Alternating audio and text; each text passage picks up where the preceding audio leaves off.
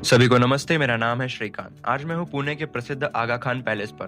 भारत के स्वतंत्रता संग्राम से जुड़ा एक अत्यंत महत्वपूर्ण ऐतिहासिक स्थल है।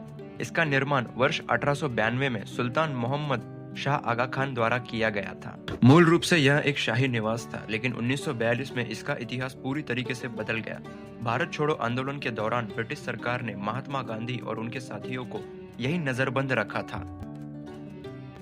इस स्थान पर गांधी जी ने अपने जीवन के सबसे कठिन दिन बिताए हैं। यहाँ पर उनके निजी सचिव महादेव देसाई जी का निधन हुआ और उनकी धर्म पत्नी कस्तूरबा गांधी इन्होंने आखिरी सांस ली थी।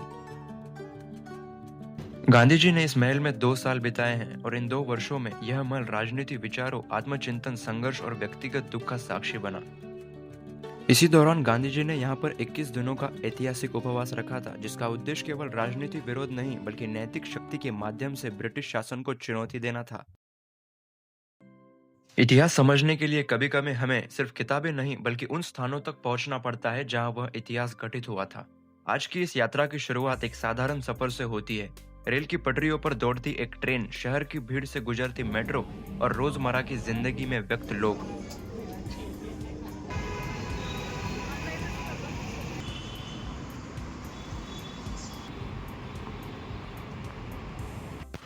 लेकिन इस भीड़ और हलचल के बीच एक ऐसा स्थान मौजूद है जो हमें 1942 के भारत में ले जाता है, जब देश अंग्रेजी हुकूमत के खिलाफ खड़ा था और स्वतंत्रता की मांग एक जन आंदोलन बन चुकी थी। मैं उसी ऐतिहासिक स्थल की ओर बढ़ रहा हूँ।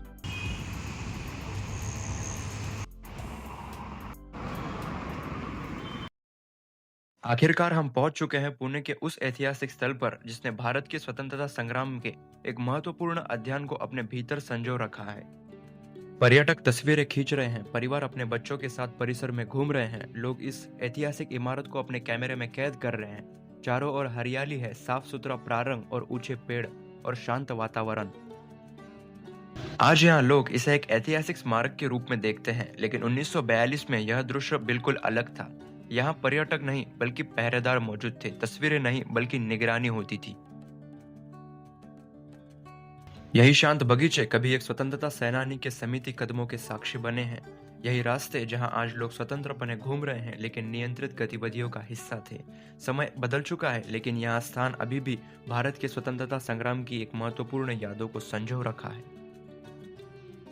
आगा खान पैलेस सिर्फ स्वतंत्रता संग्राम से जुड़ा एक स्थल नहीं बल्कि एक सामाजिक और मानवीय पहल की भीड़ की कहानी है। इसका निर्माण वर्ष 1892 में सुल्तान मोहम्मद शाह आगा खान द्वारा किया गया था।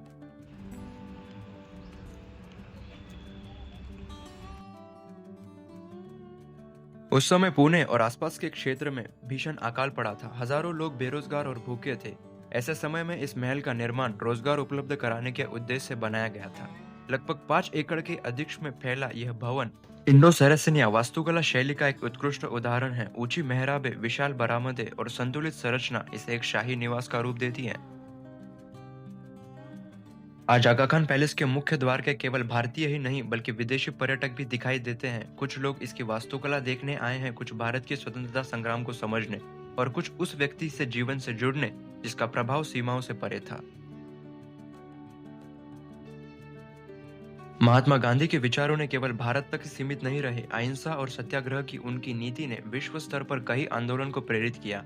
इसी कारण यह महल आज केवल एक भारतीय ऐतिहासिक स्थल नहीं बल्कि अंतर्राष्ट्रीय महत्व का स्मारक बन चुका है। इस पैलेस में टोटल 5 गैलरीज है, जिनमें से हम फर्स्ट में अभी एंटर कर रहे हैं। गैलरी 1 मेनली 1942 के क्विट इंडिया मूवमेंट्स के पीरियड को डॉक्यूमेंट करती है। ये फोटोग्राफ्स और डिस्प्ले पैनल बताते हैं कि ब्रिटिश गवर्नमेंट नेशनलिस्ट लीडर को किस तरह अलग अलग जगहों पर डिटेन किया था।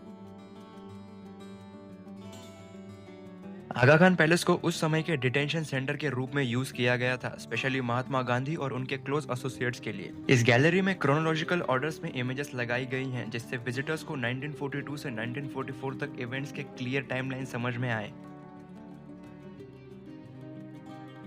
ये जो कैप्शंस आपको दिख रहे हैं, ये उस पीरियड के पॉलिटिकल डेवलपमेंट, हेल्थ कंडीशन और गांधी जी के एक्टिविटीज का मेंशन मिलता है। गैलरी में प्रिजर्व डॉक्यूमेंट्स ये भी दिखाते हैं कि डिटेंशन और के दौरान वे गांधी जी करस्पॉन्डेंस और डिस्कशन कंटिन्यू कर रहे थे। यहाँ आने वाले विजिटर्स यहाँ के डिस्प्ले की गई फोटोग्राफ्स और स्टैचू को ध्यान से ऑब्जर्व करते हुए नजर आते हैं।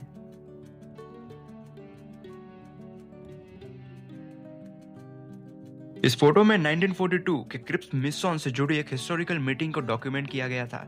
इस मीटिंग में ब्रिटिश गवर्नमेंट ने एक प्रपोजल दिया था जिसमें वॉर के बाद इंडिया को डोमिनेंट स्टैचू देने की बात की गई, लेकिन इस प्रपोजल में इमीडिएट इंडिपेंडेंस का कोई क्लियर एक्यूरेंस नहीं था। इंडिया के नेशनल कांग्रेस लीडर ने इस प्रपोजल को इनसफिशिएंट माना क्योंकि इसमें पूरी स्वतंत्रता का सीधा प्रॉमिस नहीं किया आया था। महात्मा गांधी ने इंडिया के इंडिपेंडेंस के लिए नॉन वायलेंस यानी अहिंसा को अपनी कोर पॉलिटिकल स्ट्रेटजी बनाया। उनका बिलीव था कि सस्टेनेबल फ्रीडम सिर्फ मॉरल फोर्स से अचीव की जा सकती है, न कि वायलेंस रिवॉल्यूशन से। आजादी चाहिए लेकिन अहिंसक तरीके से। इस नॉन वायलेंट फ्रेमवर्क ने ब्रिटिश एम्पायर पर इंटरनेशनल लेवल पर moral and political pressure create किया था।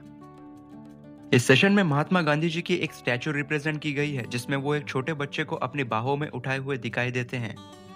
इस प्रकार के स्टैचूज पब्लिक मेमोरी और हिस्टोरिकल सिंबल्स को रिफ्लेक्ट करते हैं।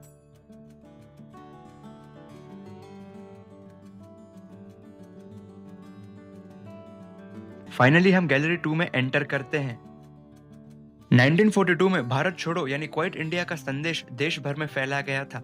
8 अगस्त 1942 को बॉम्बे के ग्वाली टैंक मैदान, जो आज अगस्त क्रांति मैदान के नाम से जाना जाता है, वहां इंडियन नेशनल कांग्रेस ने रेजोल्यूशन पास किया था।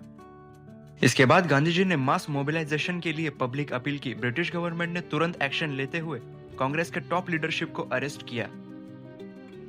8 अगस्त 1942 ऑल इंडिया कांग्रेस कमेटी के मीटिंग के दौरान महात्मा गांधी ने एक डिसिसिएटिव स्टेटमेंट दिया, डू और डाई।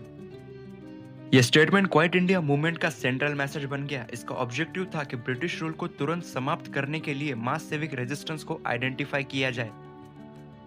यह मूर्ति महादेव देसाई जी की है, जो 1942 में महात्मा गांधी के पर्सनल सेक्रेटरी थे।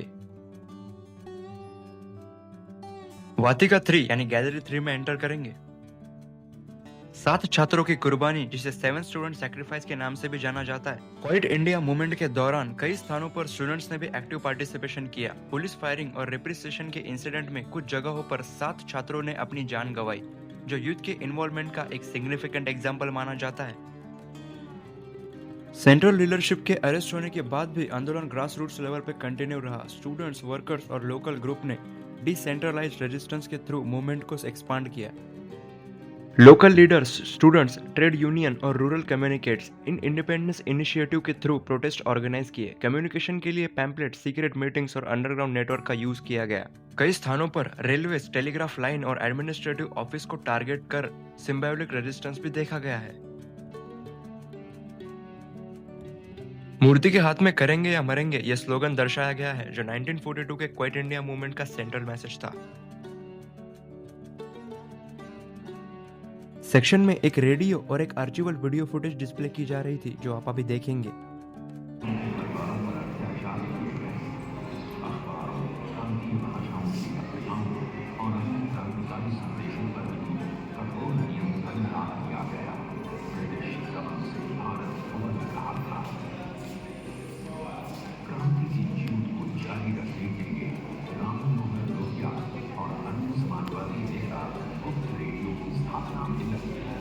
गैलरी 4 में डिटेंशन के आखिरी दौर और उससे जुड़े इंपॉर्टेंट रिकॉर्ड्स दिखाए गए हैं। इस मूर्ति में महात्मा गांधी को रीडिंग पोस्चर में दिखाया गया है, जो उनकी इंटेलेक्चुअल डिसिप्लिन को रिफ्लेक्ट करता है। डिटेंशन पीरियड के दौरान उन्होंने स्टडी, राइटिंग और करस्पॉन्डेंस कंटिन्यू रखा था। इस सेक्शन में गांधी जी के संबंधित कुछ ओरिजिनल और प्रिजर्व ऑब्जेक्ट डिस्प्ले किए गए हैं। ये आइटम्स उनके डेली रूटीन और डिटेंशन पीरियड को प्रैक्टिकल लाइफ से डॉक्यूमेंट करते हैं। पर्सनल बिलोंगिंग हिस्टोरिकल एविडेंस के रूप में काम करते हैं, जो उस समय के लिविंग कंडीशंस को समझने में मदद करते हैं। 21 दिन का उपवास, ये उनके पॉलिटिकल प्रोटेक्ट का सिग्निफिकेंस फॉर्म था। ये उपवास उन्होंने ब्रिटिश डिटेंशन के दौरान अपनी मोरल पोजिशन को असेट करने के लिए रखा था। अब यहाँ से गैलरी 5 शुरू होती है। इस सेशन में गांधी जी के पर्सनल ओरिजिनल आइटम्स, जैसे उनके चप्पल, हिस्टोरिकल प्रिजर्वेशंस के रूप में डिस्प्ले किए गए हैं।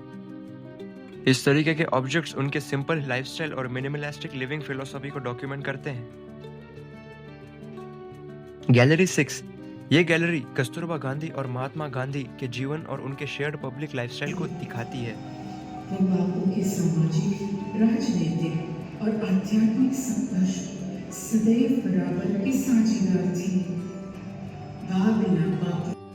इस दीवार पर महात्मा गांधी और कस्तूरबा गांधी के जीवन के विभिन्न चरणों को दर्शाते हुए फोटोग्राफ्स डिस्प्ले किए गए हैं। ये इमेजेस उनके पब्लिक मूवमेंट्स, सोशल एक्टिविटीज और पर्सनल लाइफ के इंपॉर्टेंट मूवमेंट को डॉक्यूमेंट करते हैं।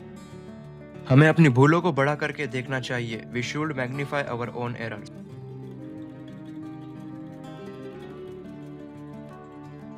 आर्काइवल फोटोग्राफ्स हिस्टोरिकल रेफरेंस के रूप में काम करती हैं, जो फ्रीडम स्ट्रगल के फेज को विजुअल कॉन्टेक्स्ट देती हैं।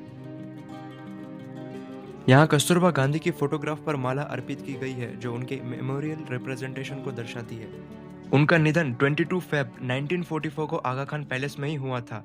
ये डिस्प्ले उनके कंट्रीब्यूशन और फ्रीडम मूवमेंट को उनकी रोल एक्नॉलेज करता है।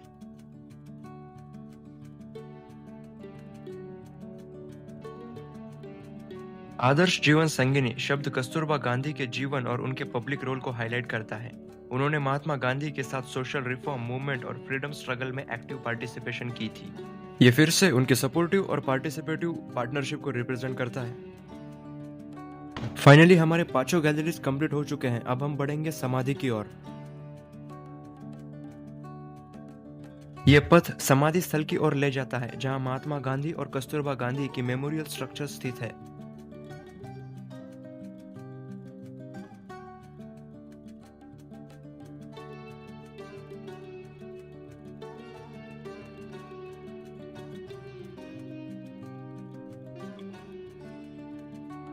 यह समाधि स्थल है उन हिस्टोरिकल इवेंट्स के डायरेक्ट फिजिकल एविडेंस है जो 1942 से 1944 के डिटेंशन पीरियड के दौरान यहाँ लगाए थे।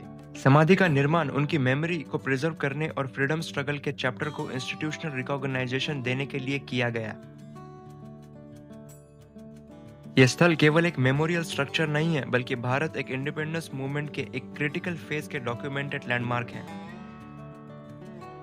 यहाँ आने वाले विजिटर्स इस लोकेशन को लर्निंग साइट के रूप में देखते हैं, जहां से 1942 के मास मूवमेंट और डिटेंशन पीरियड को समझा जा सकता है।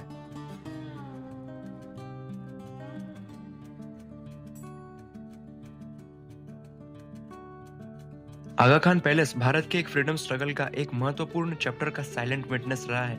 1942 से 1944 के बीच यहाँ घटित घटनाओं और नेशनल मूवमेंट को एक डिसीजन डायरेक्शन दी, और ये सारे मूवमेंट्स एंड इम्पैक्ट्स हम यहाँ सिस्टमैटिकली समझ सकते हैं।